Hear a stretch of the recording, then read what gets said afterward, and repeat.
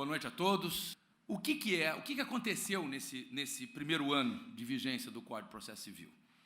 A intenção do legislador, muito boa, a intenção do legislador no sentido de tornar o Código mais bem compartimentalizado, de maneira que a gente lendo, como a gente se acostumou na faculdade, apesar de ser equivocado, né? O professor João Batista estava falando do professor Joel Dias Figueira. O professor desembargador Joel Dias Figueira publicou um artigo há pouco tempo dizendo uma coisa que é uma verdade que eu tinha para mim, mas nunca tinha conseguido verbalizar da forma como ele verbalizou. No sentido de que a crise do judiciário é, na sua origem, uma crise de ensino. O direito é mal ensinado, o processo civil, especificamente, é muito mal ensinado. E todo mundo usa, erradamente, a lei processual como plano de ensino. E como a lei, apesar de se chamar processual, não trata, em sua imensa maioria, de processo, e sim de procedimento, né? Preocupação com carimbo, quantas pessoas assinam, como é que vai fazer, dos fatos, do direito, do pedido, entendeu? As normas efetivamente processuais, ou elas ficam subentendidas num segundo plano de leitura e, portanto, passam batido por vocês, né? E, para piorar a situação, nós temos mais faculdades de direito do que o resto do mundo somado, então a pressa em ensinar acaba prejudicando. Então, processo civil, você tem que tirar, e aí eu começo a complementar a palestra do professor João Batista, no sentido de, ele perguntou o que é um sistema, né? O sistema é harmonia, sistema é coerência, né? Só que você, para poder entender o sistema, lendo apenas artigos, você não vai visualizar o sistema. Né? O código passado, por exemplo, eu tive a oportunidade de ser o responsável por atas das reuniões da primeira comissão de revisão do CPC de 73, sob a presidência do professor Sérgio Bermudes, ainda do Rio de Janeiro, em 1985. O literalmente imortal José Sarney, que não morre,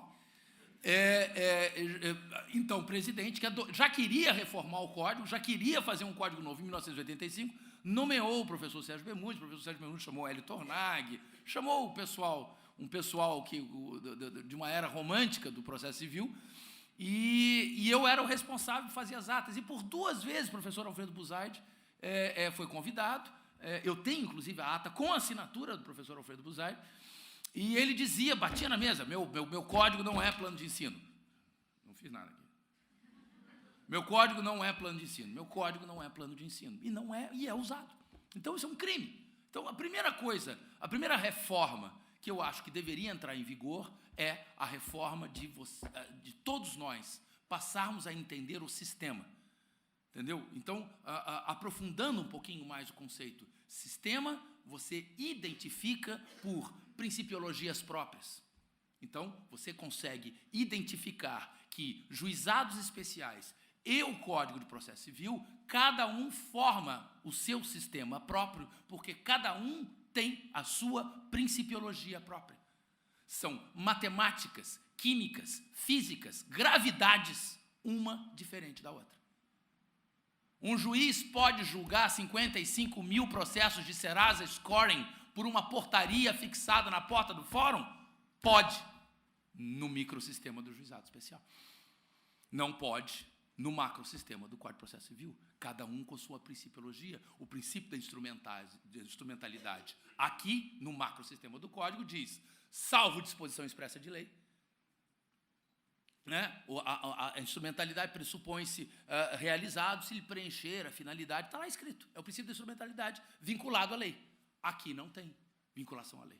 Preencheu a finalidade, atingiu o objetivo, realiza-se o ato.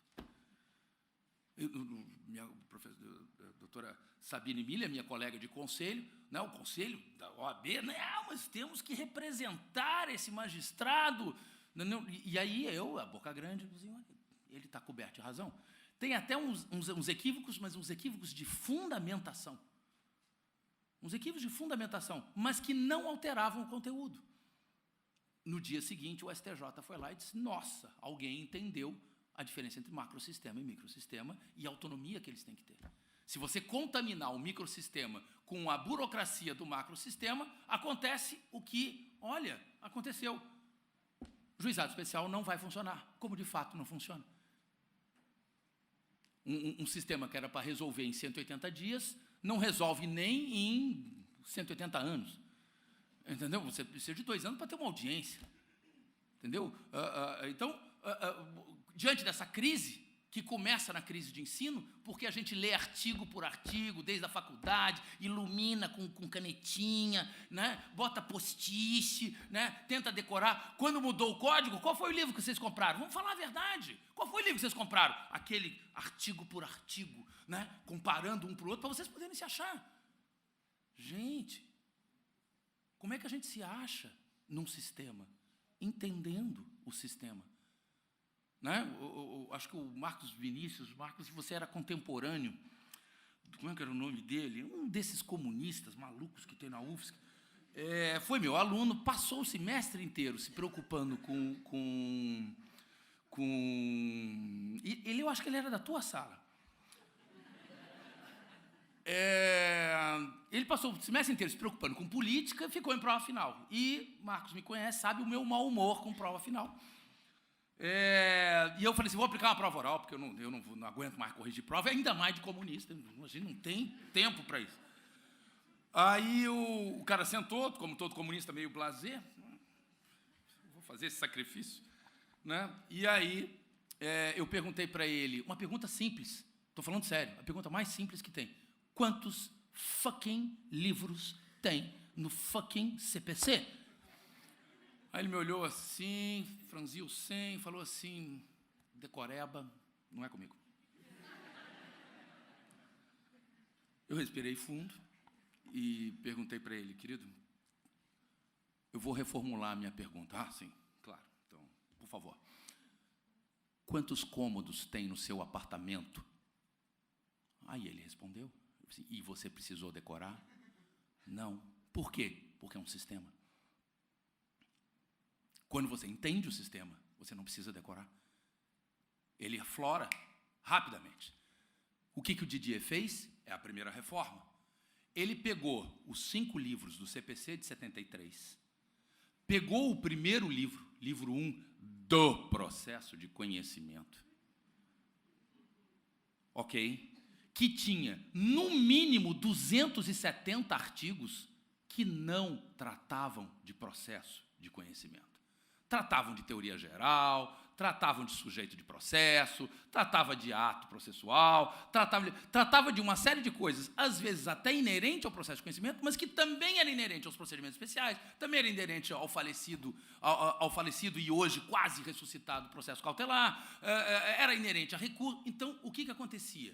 Vocês iam ler o livro 1 do Código de Processo Civil e tinha o Sol, a Lua e as estrelas.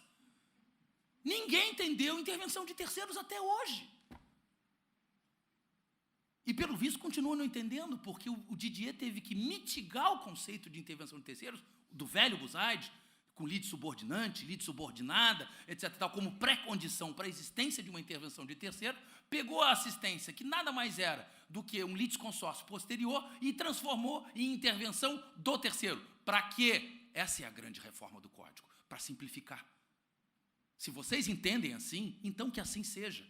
Se ninguém conseguiu diferenciar a ação declaratória da constitutiva, então vamos fazer o seguinte, vamos dizer que tudo que é constitutivo também é declaratório, e tudo que é declaratório é constitutivo. Está lá no artigo 19, o interesse do autor pode se restringir à declaração de existência e da inexistência da relação jurídica, como era no CPC de 73, como era praticamente no CPC de 39, entendeu? E aí colocou, e do modo de ser também da relação jurídica. Então ele mitigou, ele tornou mais acessível, e mesmo assim, nós, institucionalizados, não, artigo por artigo, entendeu? E aí vai ler artigo por artigo, não vai enxergar nada nunca. Não vai enxergar nada nunca. Então, primeira grande reforma que ninguém percebeu, ok? O código está mais fácil de ser estudado se vocês começarem lendo o índice. Pegou 60% do livro 1 do antigo Código 73 e transformou numa parte geral em 6 pequeníssimos livros, ok? Numa ordem absolutamente lógica. ok? Quarto do pai e da mãe com a suíte, o corredor, o quarto do irmão, o quarto da irmã, entendeu? A sala de jantar, a sala de estar, com a varandinha, a churrasqueira, a cozinha e a área de serviço. Isso é absolutamente lógico. E se você tem que começar a ensinar processo, então que você reúna, no princípio, os princípios. Aqueles que não entraram em vigor. O professor João Batista falou, tá lá, sei lá, cooperação. Cooperação é sensacional, eu adoro falar de cooperação. Como é que vai entrar em vigor num país com corte antropológico latino-cristão, isto é, litigioso e providencialista, cooperação? Né? Cooperação pressupõe tempestividade da prestação jurisdicional, né? Cooperação pressupõe boa-fé processual, que é outra inovação, digamos assim, interpretativa, principiológica do novo Código. Então, você tem, agora, da mesma forma como existia a má-fé processual, hoje existe a boa-fé processual. Então, ótimo, que bom, né? Dentro daquele conceito antigo, né? De processo talvez fosse uma relação jurídica, lá do von Bülow, no século XIX, né? A gente já conseguia estruturar alguma coisa, algum raciocínio processual sistêmico nesse sentido. Então, está lá, os sujeitos do processo devem cooperar entre si. Eu fico imaginando um desembargador, como eu vi várias vezes, tanto aqui quanto lá no Rio, que são os dois lugares onde eu agravo, onde eu atuo, julgando agravo com decisão liminar terminativa. É engraçado, decisão terminativa. Você é louco por uma liminar para salvar a vida de alguém. Ele vai lá, não entendo que não está na lista taxativa do 1015, para isso serve o 1015, para terminar o agravo, só que tem um outro artigo dentro desses princípios da cooperação, né? O professor João Batista o citou, está lá no artigo 10, que diz que o juiz não surpreenderá a parte, mesmo que ele tenha que decidir de ofício. E aí, pá! Decisão terminativa. Entendeu? Porque eu entendo que não é... Então, ele poderia te dar a oportunidade de explicar que aquilo ali é um regime especial de recuperação judicial e, portanto, da decisão cabe agravo, só que não está prevista no 1015, mas está prevista na legislação extravagante. Ou então você está falando de competência, entendeu? E apesar de competência ter sido, questões de competência terem sido retiradas do rol do 1015, que é taxativo para cabimento de agravo, tem lá a questão da convenção de arbitragem, que é competência. Então, você pode, por um raciocínio simétrico, se defender, desde que você conheça o sistema, mas isso eu já não vou falar mais, né? Mas ele começa pelos princípios, coloca o princípio da cooperação, e eu, então, já peguei de cara o 933, lá no final. Entendeu como é importante ver os princípios primeiro? Começar pelo princípio, porque você começa a entender por que o magistrado, lá, tendo o recurso a algum defeito formal, é obrigado a te intimar para suprir o defeito formal. O magistrado, isso é cooperação, só que para o magistrado é taxativa. Para os advogados é opcional. Né? Sei lá, Lamy, sei lá, vai falar sobre negócio jurídico processual. E eu sempre brinco, negócio jurídico, eu vou escrever um artigo, negócio jurídico processual na Dinamarca.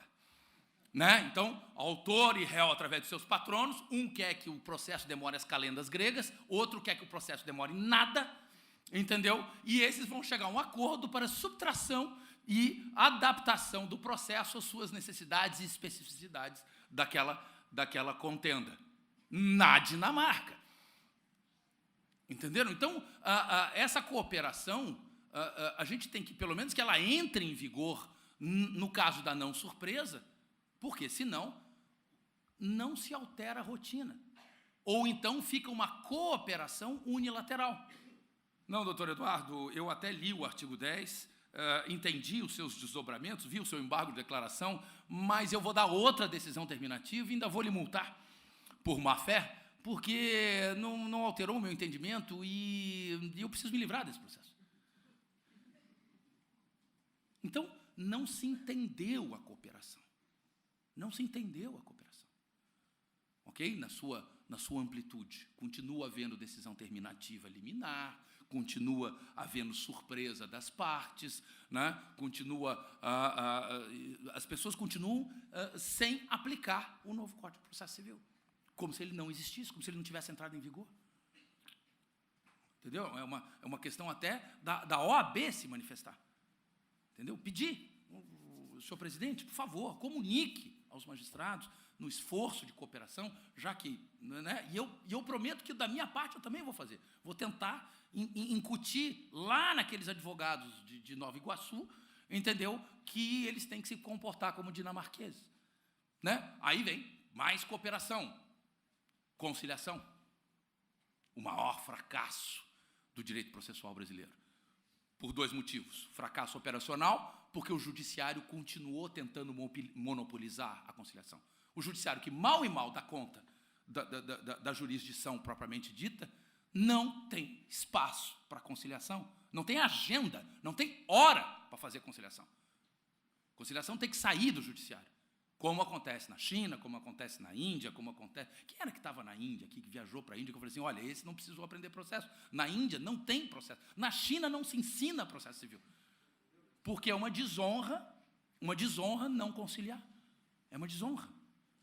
Entendeu? Então, são questões culturais. Nós somos latino-cristãos. Se você estaciona mal seu carro na tua garagem, o teu vizinho passa a chave na lataria de fio a pavio. Se você, sem querer, fecha alguém numa rua, a outro cara que se sentiu fechado vai tentar te matar com o carro dele. Entendeu?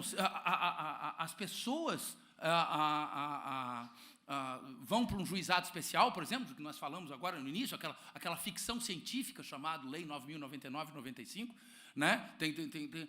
É uma ficção científica, né? Tem um bicho peludo, tem um mocinho, tem um cara com capacete nazista, né? Tem de tudo lá, é um mercado persa, né? Aí você chega lá, o cara que chega primeiro senta do lado da porta, o cara que chega em segundo não fica perto dele, vai para o final do corredor, porque eles não podem respirar o mesmo ar. Tal é o ódio latente numa ação de 12 salários mínimos.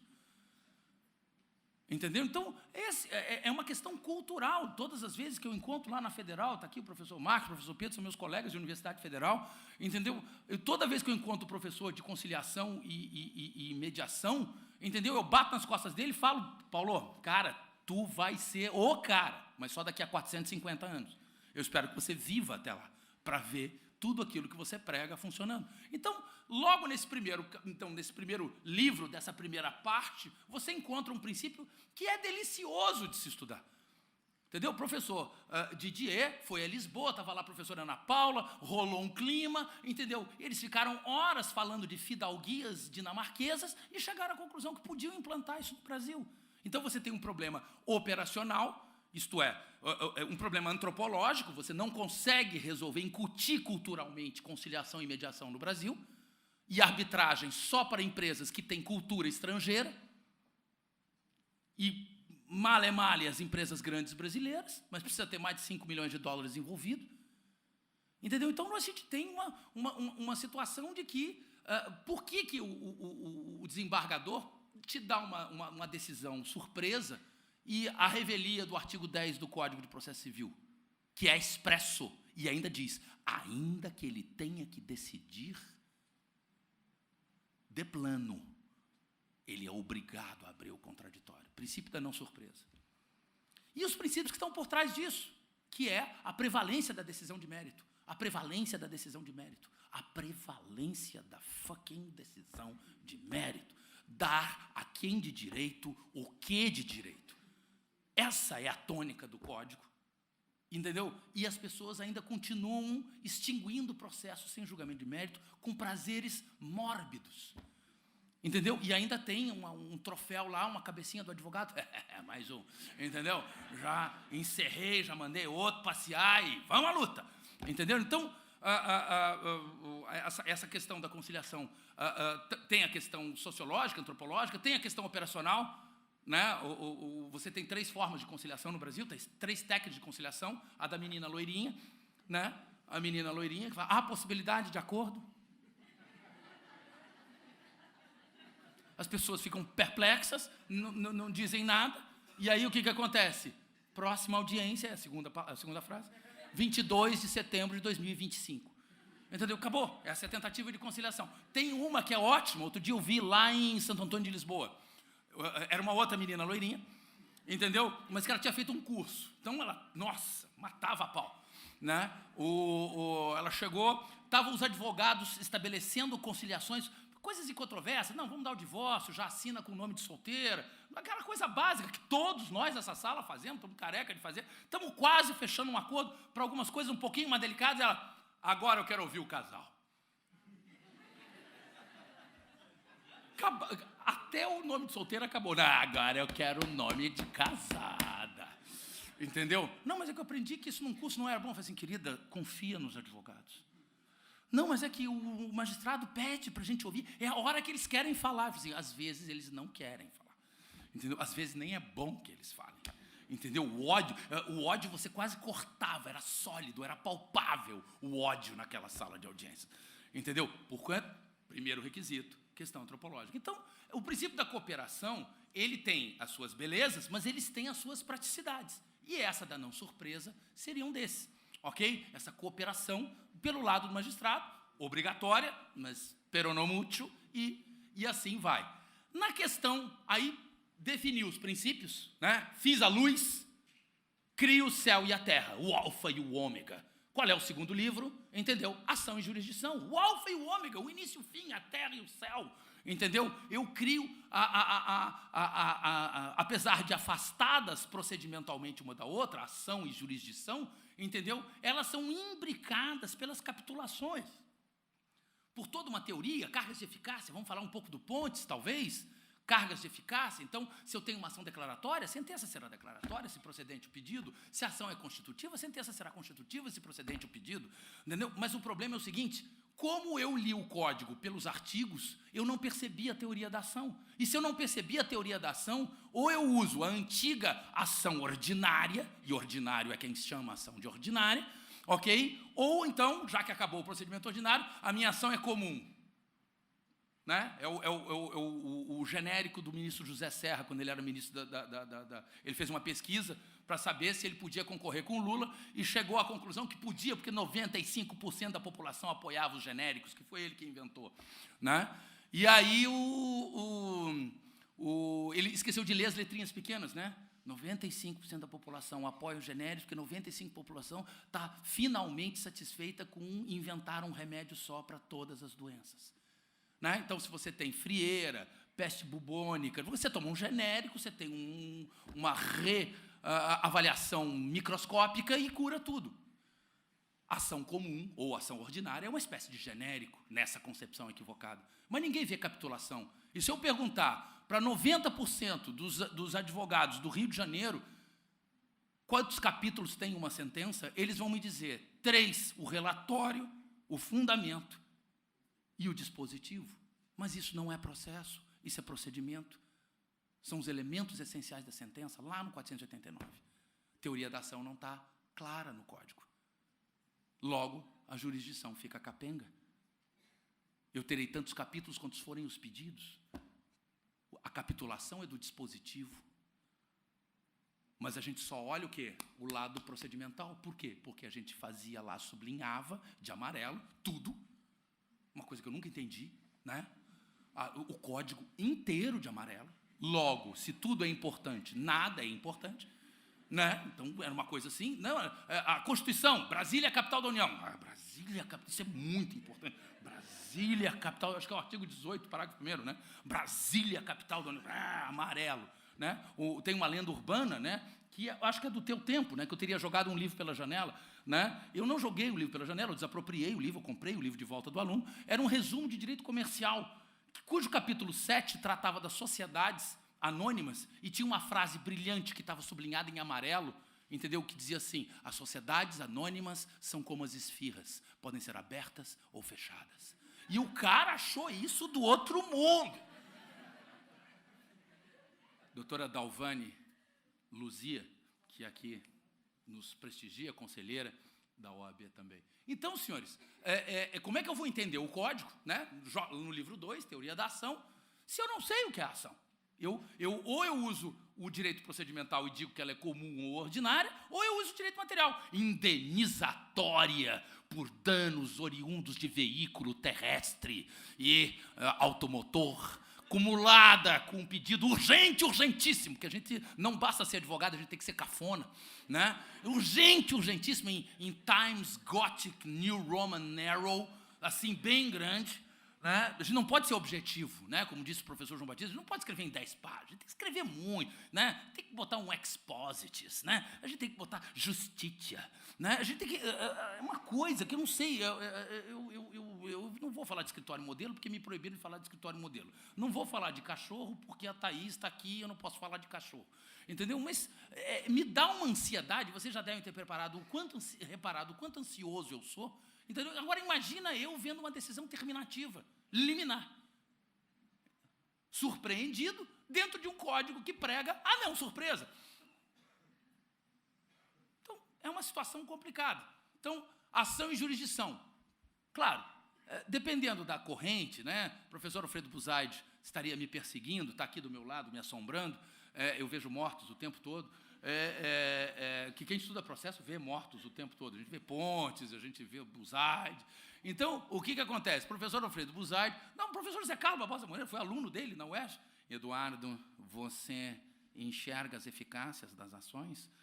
Entendeu? Eu falei assim, sim, professor, são 5. Não, Eduardo, são 3. Essa é a voz do professor José Carlos, eu estou imitando ele. Entendeu? Então, e ele não admitia, era horrível escrever e mostrar para ele, porque ele não admitia nada errado em português e tinha sérias restrições a metáforas. E eu sempre queria ser didático, eu acho que didática é o que falta em processo civil. As pessoas não ensinam processo civil direito, as pessoas ensinam processo civil feito receita de bolo, unte assadeira com manteiga, né? Faça não sei o quê. Então, 2 fatos. Quem é que disse que era para fazer um capítulo de 2 fatos, meu Deus do céu? Quem disse isso? Entendeu? O código fala em silogismo, né? Uma parte fática, uma parte jurídica e um pedido. Mas isso não quer dizer que o título tenha que ser. Entendeu? O professor Sérgio Bermudes faz aquilo que Humberto Eco, lá no pós-escrito ao Nome da Rosa, onde ele explicou por que ele chamou o romance de maior sucesso dele de O Nome da Rosa, porque ninguém entendeu, né? Era um romance sobre um mosteiro onde aconteciam assassinatos com inspiração bíblica e uma biblioteca com o segredo do Finis Africae. Entendeu? Como é que você vai chamar O Nome da Rosa? E aí ele explicou, título, manchete, é a arte de antecipar o teu leitor o que ele vai ler. Se você coloca 2 fatos na droga da petição, o juiz vai ter que ler. E o que é pior, como os escritórios modelos confundem redação de contrato com redação de petição, vocês ainda colocam tudo por extenso se for número, como se fosse contrato. Só que isso é técnica de redação de contrato. Na petição, vocês têm que ter a elegância de um jornalista, de uma pena vibrante, de um minucarta para atrair. Então, autor e réu entabularam contrato no valor de R$ 1.832,32. Entre parênteses, não sei se vocês botam H. No meu tempo, preencher cheque, a gente colocava para evitar falsificação. Entendeu? Então, 1.800. Quando não colocam data por extenso, tudo por extenso, quem é que vai ler essa petição, meu Deus do céu? Vocês acreditam realmente que alguém vai ler? Então, dentro dessa questão, dessa divisão entre formalismo, que é o que a gente aprende, contra processo civil, que é o que a gente não aprende, a gente não visualiza. O artigo 19 trouxe uma tentativa de mitigar isso, mas só para quem estuda processo civil. Então, são várias coisas que precisam ser observadas. Rapidamente, fiz a luz, criei o céu e a terra, Adão e Eva, sujeitos do processo, e não partes, como era no Código do Buzaide, sujeitos do processo. Tem tudo ali. Advogado, autor, réu, juiz, até assessora. Pois não, doutor. Aquela coisa assim, não vou te ajudar. Pois não, doutor. O que eu posso fazer pelo senhor? Até isso está lá. Entendeu? Então, o que acontece? A regulamentação, o Ministério Público, responsabilidade civil para o Ministério Público, isso é um pleito antigo da OAB, responsabilidade civil para o defensor público que atuar de má-fé, entendeu? Essas coisas que eram dogmas num governo militar, não eram mais dogmas hoje em dia. honorários. Por quê? Porque eu estou falando de sujeito de processo. Se no segundo capítulo está falando de ação e jurisdição, onde é que eu vou achar competência? Competência é quantidade de jurisdição. Então eu vou achar lá. Então fica fácil, como o apartamento dos meus pais. Eu começo a ver lógica. Claro, a principiologia, porque eu começo pelo princípio, é a luz. A gente, às vezes, né, Kelsen diz que a gente não consegue identificar o princípio por aquilo que ele é, mas por aquilo que ele irradia, a Grundnorm, né, aquele conceito kelseniano. Né? Então, o livro 1 irradia, o livro 2 estabelece o sol do sistema, que é a teoria principal, ação e jurisdição. Ok, o livro 3 me traz Adão e Eva, entendeu? No livro 4 eu tenho atos processuais, a regra de convivência de Adão e Eva. Não vá na árvore do conhecimento, vá na árvore da vida. E a árvore do conhecimento com a maçã lá, apetitosíssima, entendeu? Então, atos processuais. É ali que vocês vão encontrar citação, entendeu? É ali que vocês vão encontrar o ato jurídico, o negócio jurídico processual, entendeu? Dinamarquês. E assim por diante. E depois chegamos na tutela provisória. Alguém vai falar de tutela provisória. E é sensacional, porque a gente passou anos, né? Vou citar aqui Dr. Hélio Vale Pereira, que tem, na minha opinião, o melhor livro de mandado de segurança pela Lei Nova. Já foi publicado, eu uso ele, inclusive, na minha cadeira de processo constitucional. E ele tem uma expressão que eu acho felicíssima, eu ria muito lendo o livro dele, porque é um livro muito informal, o livro não tem formalidade com você. Né? A gente vai ler livro de processo civil, porque os grilhões... A gente não entende, a gente lê, e quando a gente está na página 32, a gente, meu Deus, eu estou há 32 páginas lendo esse livro e não prestei atenção em nada. Resolvi todos os meus problemas, não, amanhã eu tenho que fazer isso. E o olho fazendo o movimento, né? E o olho fazendo o movimento. Só que ninguém presta atenção em nada, porque ninguém cativa. É a história do Rum 1000. Entendeu? Ninguém procura cativar, ninguém procura ser didático, ninguém procura aproximar. Acabou. Então, eu vou... Mas, o que eu ia falar? Eu ia falar que existia um tercio genus processual, além do processo de conhecimento, processo de execução, chamado processo cautelar, que, como diria Hélio Vale Pereira, era uma jabuticaba, só existia no Brasil. Né? O Buzaide tentou, e aí eu estou complementando o que o professor João Batista falou, né? de lesão ou ameaça, né? De direito e garantia, né? Que a Constituição fala, né? A lei não excluirá da apreciação do Poder Judiciário lesão ou ameaça, lesão, o antigo processo principal, ameaça, o direito material a uma cautela. Você sempre tem dois direitos materiais, o direito material de discutir a quem pertence essa garrafa e o direito material de que essa garrafa permaneça cheia e, portanto, útil até o final do processo. Ok? São dois direitos materiais. Não é um acessório que segue o principal. Ah, se ele não tem direito, então não tem direito à proteção. Meu senhor, uma coisa independe da outra. Eu posso, inclusive, entender que você não tem direito, mas te dá a proteção. Porque aquela é a minha opinião. E as pessoas não entendem. Por quê? Porque, como não enxergam o processo, aplicam a ação indenizatória, aplicam direito material. Se eu quero indenização, indenizatória. Se eu quero anular, adulatória. Se eu quero garrafa, garrafória. Se eu quero celular, celulória. Entendeu? E assim por diante. Então, aí a gente chega numa situação que a gente não consegue enxergar o processo. Ao não enxergar o processo, a gente não consegue fazer com que o código entre em vigor. Por quê? Porque nem nós entendemos o código.